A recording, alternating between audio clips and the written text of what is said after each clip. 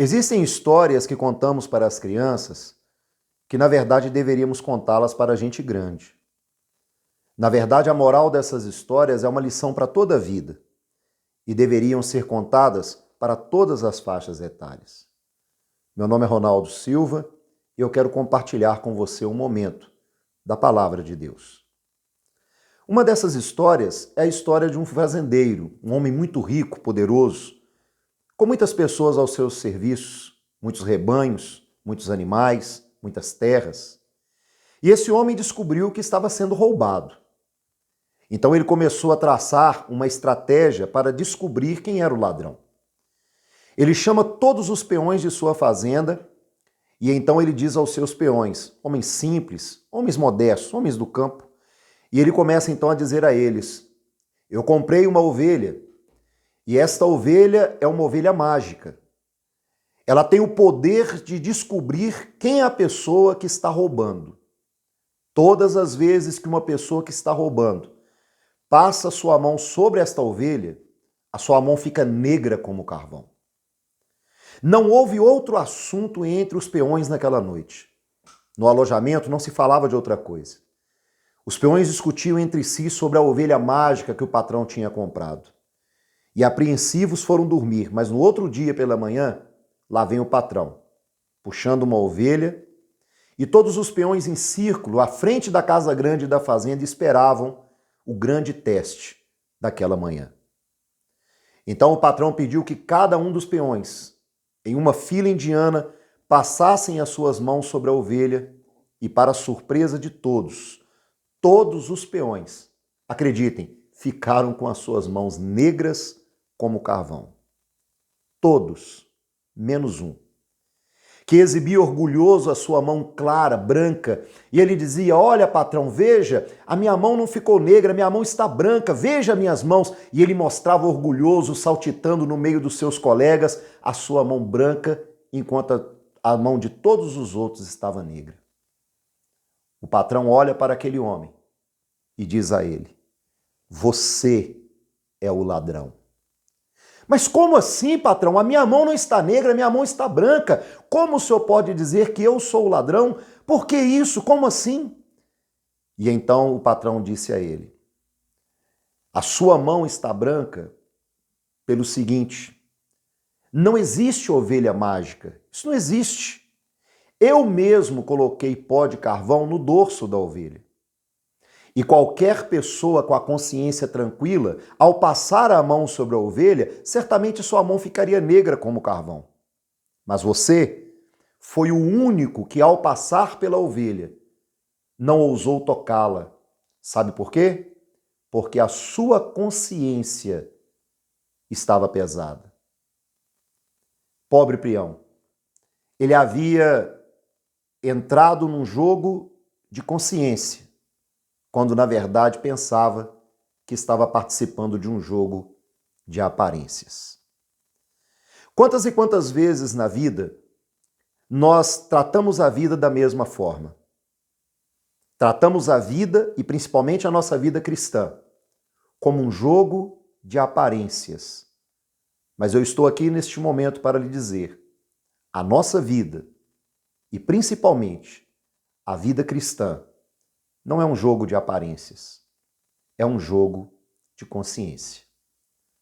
Se você abrir a sua Bíblia na primeira epístola de João, no capítulo 3, no versículo de número 19 e 20, você encontrará escrito o seguinte: e nisto conhecemos que somos da verdade, e diante dele asseguremos o nosso coração, sabendo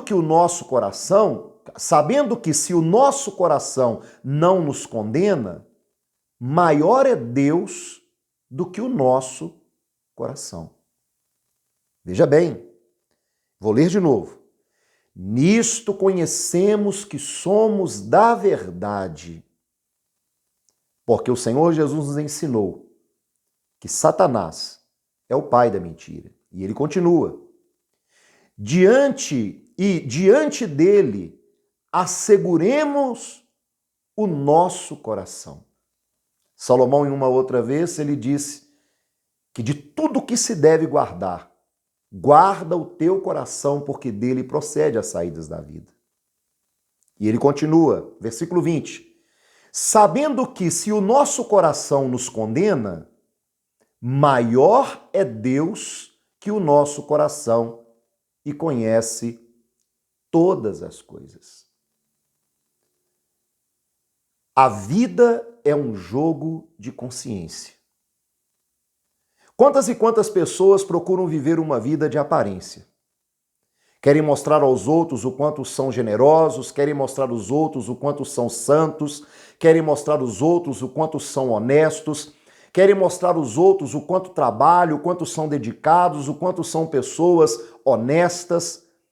Mas, na verdade, mesmo que todos os outros façam o melhor juízo desta pessoa, a sua consciência o condena. Porque, embora aparentemente ele faça isso para os demais, no seu interior, a sua consciência diz que ele não está fazendo o bastante. A sua consciência diz que ele não está fazendo o seu melhor. Eu quero fazer uma pergunta a você neste momento. Será que você poderia se submeter ao crivo do teste da sua consciência?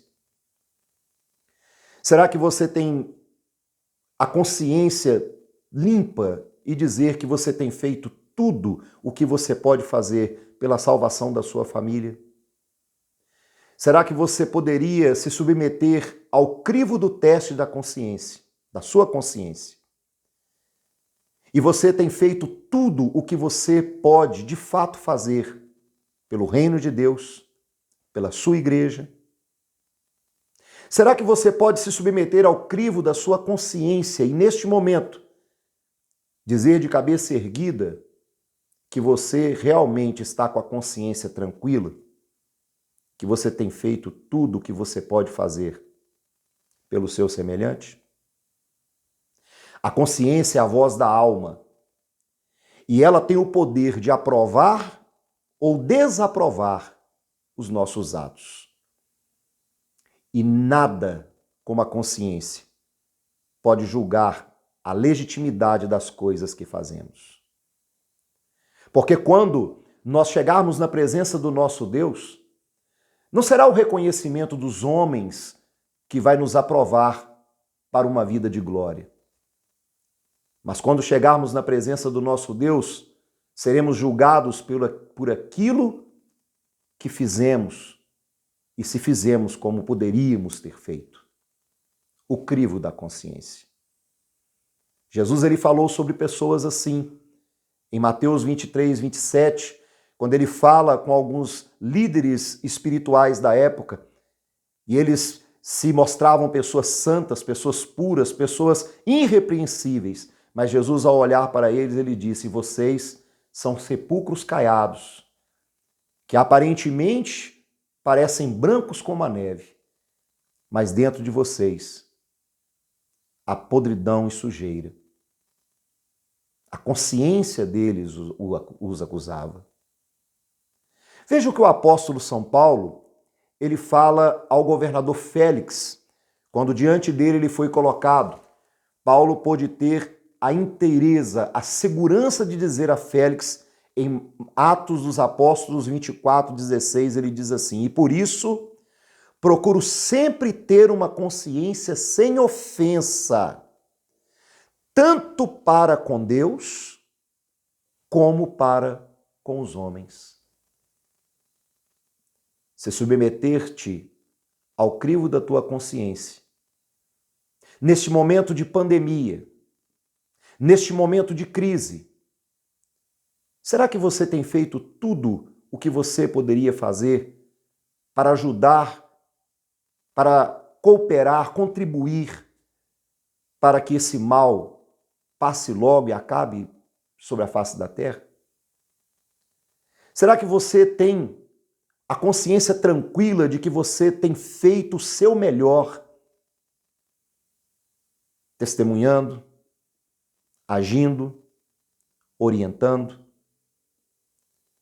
A respeito de autoridade, o apóstolo São Paulo, ele ainda fala em Romanos capítulo 13, versículo de número 5, ele diz assim, e eu quero até encerrar com esse versículo, ele diz assim: portanto, é necessário que lhes estejais sujeitos, não somente pelo castigo, mas também pela consciência. O que Paulo está dizendo? Ele está dizendo aos romanos que a nossa obediência às regras, a nossa obediência às leis, a nossa obediência às orientações das autoridades legitimamente constituídas, ela não deve ser prestada, sujeita, subordinada apenas pelo castigo que ela eminentemente possa trazer a nós, mas pela nossa consciência de saber que o que estamos fazendo é o certo e da maneira certa.